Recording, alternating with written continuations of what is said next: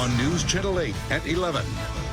It is an annual trip and a big deal for journalists in Africa, but now the Ebola scare will keep them from coming to the Bay Area. Is it the right move or is it too much? Good evening, I'm Keith Kate. I'm Gail Sierens. Thank you for joining us this evening. Dozens of people who had contact with Ebola patient Thomas Duncan are now off the CDC's at-risk watch list.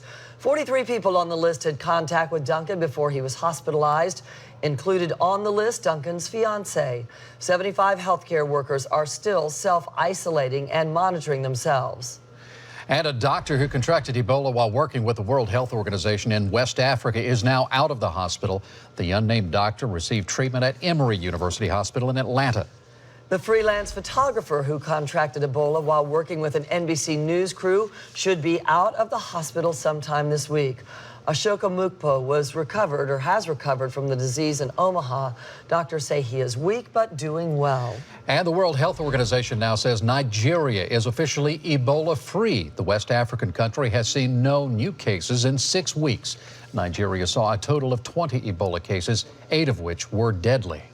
Tonight, USF is blaming fears of bringing Ebola to the Bay Area for the cancellation of an upcoming visit of 14 journalists from Africa. News Channel 8's Peter Bernard is live tonight at the University of South Florida St. Petersburg campus. Peter? Good evening, Gail. The visitors from Africa were supposed to arrive here on Halloween for a 5-day visit. Now that visit is off, much to the chagrin and disappointment to some and relief to others. It was a very, very tough decision. For the first time in its 5-year history, journalists from Africa, part of the State Department's Edward R. Murrow program, will not be coming to USF St. Pete. My feeling is that I didn't want to subject our visitors to disrespect or to, I didn't want the visitors to feel uncomfortable about being here. In these photos from prior years, the African journalists are seen attending class, participating in seminars and panel discussions. They stay at local homes. And this year, it didn't look as though we were going to be able to have that sense of enthusiasm and engagement. A letter from the regional chancellor says the visit is canceled over concerns about the transmission of Ebola. Even though the likelihood is extremely low, the letter says, should it happen, it would be devastating. This communications major doesn't agree with the decision.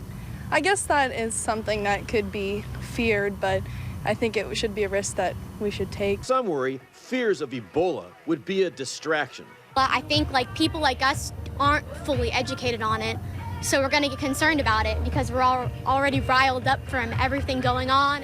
I think it was the right decision just because of the fear going on, especially across campus.